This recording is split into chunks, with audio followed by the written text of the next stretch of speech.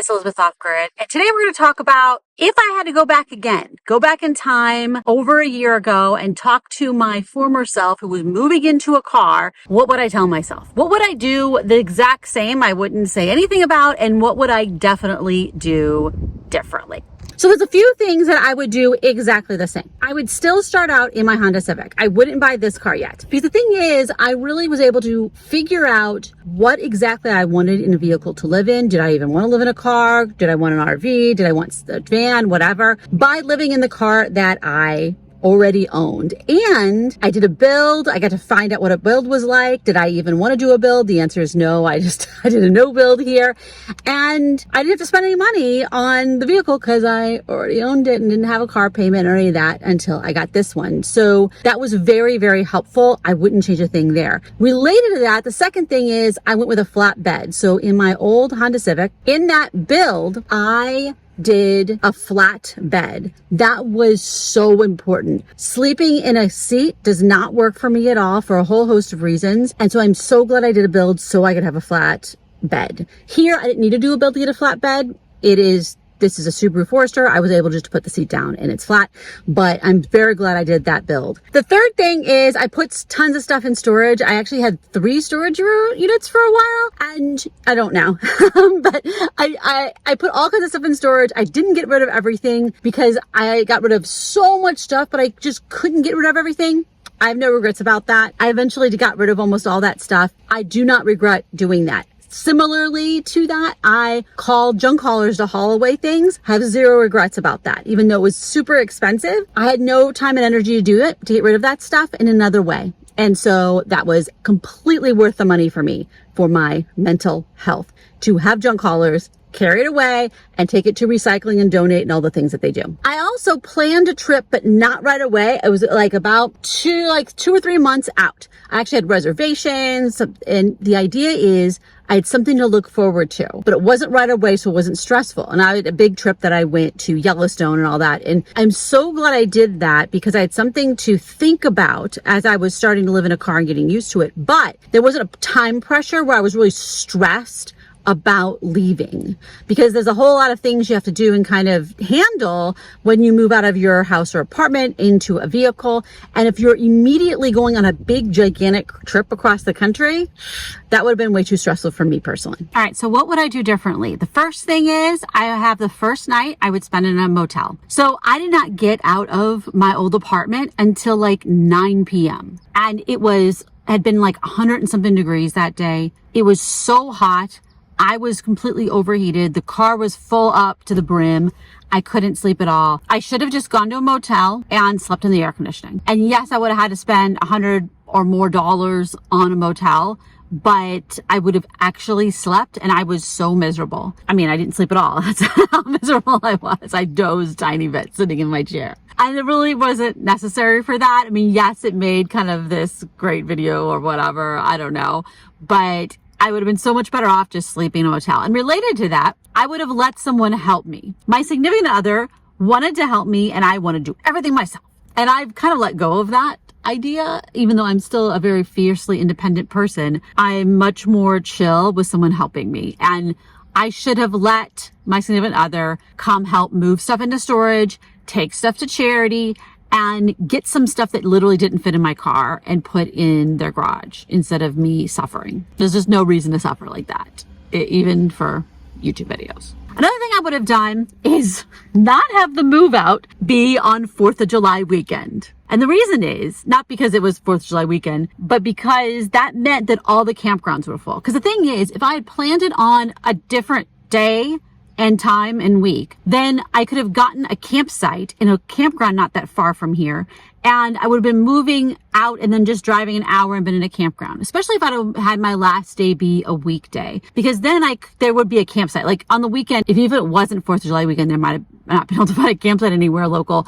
But even if I was just going somewhere and it was on a Wednesday and I was spending that first day or two in a campground, that would have been huge, because then I would have had a bathroom there. If I need to go to the bathroom in the middle of the night, I would have had maybe a shower at some campgrounds, and I could have just been parked there, and I could have rearranged everything in my car and kind of figured things out inside my car, because I did not have things in the right configuration, but I didn't know that until I was actually in my car. So it would have been helpful to have that to go to. And maybe even instead of going into a motel, if I had a campsite for those first couple nights that wasn't that far away, then I wouldn't have needed a motel. I could have just had a campsite, which is obviously going to be cheaper than a motel. I would have also gone to the ocean to escape the heat. Now, this is something that's hugely different about last summer than this summer. My first summer, I don't think I ever drove to the ocean to escape the heat. I'm in the San Francisco Bay Area and I'm in a part that's hotter, and I never went to the parts that are cooler, and I could have. And I don't know why I didn't do that. It's weird. Now, if it's going to be in the 90s or the hundreds, if I drive 45 minutes that way or over that way for an hour and get into a beach that's deserted but also has 5G, and I can get work done. I can have a bathroom there. A lot of the beaches, the bathrooms are disgusting, but there are bathrooms, and I can just exist. Related to that, I even write this one down, I would have gotten a California State Park pass. I didn't get one until like October, and I don't know why I did that. But this has been super, super valuable having the park pass, because I can go to all those state park beaches up here in Northern California. I can go to regular state parks, and this is a day pass. I can come and go as much as I want. I just hang that up. It makes it super easy. I don't have to pay $6 or $8 or whatever the $10 the fee is for that particular place, because I've already paid the money. Yes, it is an investment at the beginning. Now, going back to something that I would have done the same, which is I do have a park pass for the county parks around here. And that is something I definitely would do again. And I did go again this summer for going forward. So yeah, county park pass, state park pass. I did have a national park pass, and I would get that again. It just means you have so many places. National park passes isn't just for national parks.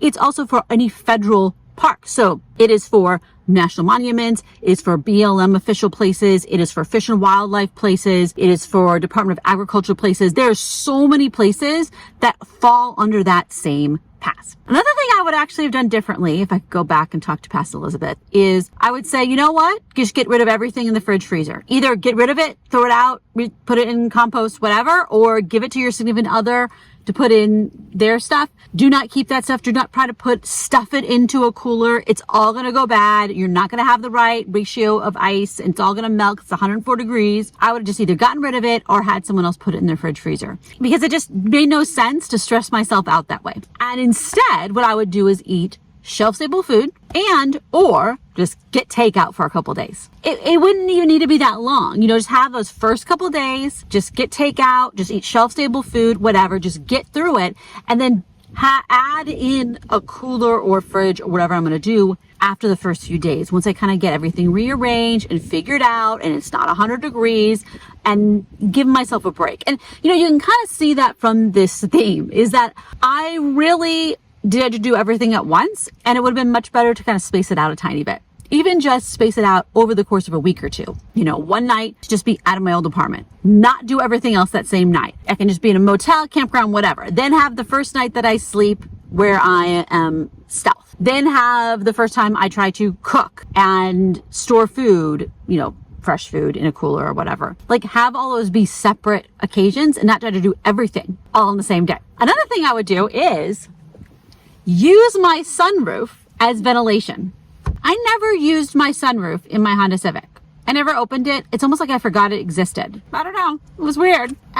But now I don't even have rain guards on yet. I actually own them, but I'm going to install them before I start traveling in the fall, because it will probably rain while I'm traveling to places that aren't here. But here, for ventilation, I just crack this at night. No one can see it. It's great. Now in the Honda Civic, someone might be able to see if this was cracked. I have to crack it a very small amount so someone couldn't, stick their hand in there and grab me. But yeah, that's a great way to get really minor ventilation. And I definitely would have done that. Related to that, when I did do the rain guards on the Honda Civic, I weirdly only did 2 of the windows. I didn't do all 4, and I would do all 4 because I think that's bizarre. I don't know what I was thinking. It didn't even look good that way with just 2 of them. It looked much better with all 4 of them, and much more useful. Not just for rain, but actually also so you can crack your windows at night and no one can tell that the windows are cracked. Another thing that I would have done is put more stuff into storage. You can see here that I actually don't have the car filled up all the way to the top. You can see all the way out in the back, and that is on purpose. I don't want the car to ever feel stuffed full, where it's like I'm claustrophobic because I got piles all around me. That is not good for my mental health. Things fall on me. I don't like it. It's stressful. It feels like clutter.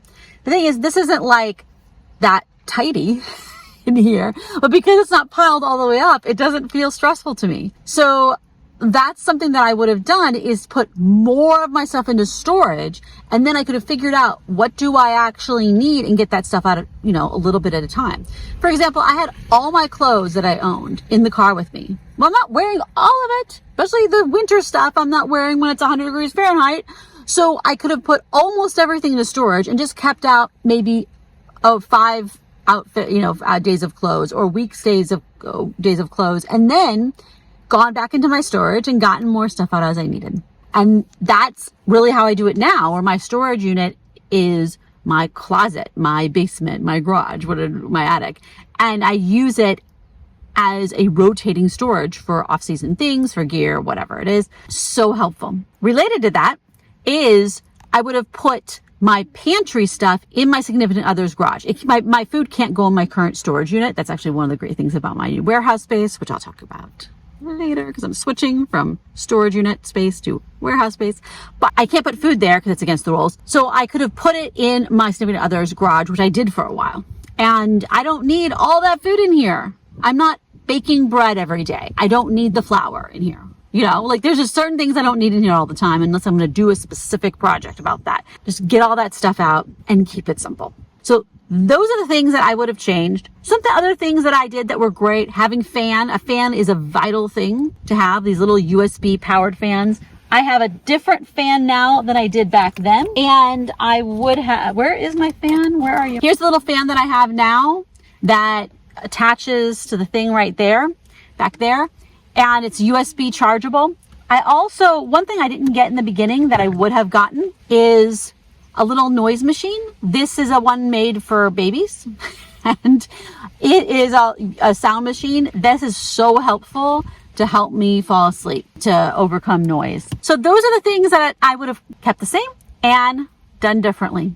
If you live in a vehicle and there's things that you would go back and change about when you first moved in, or things that you were 100% right about but may not be quite as obvious, feel free to leave them in the comments below for everybody who's watching this video, or you can just stop by and say hi. Thanks a lot for watching. Bye-bye.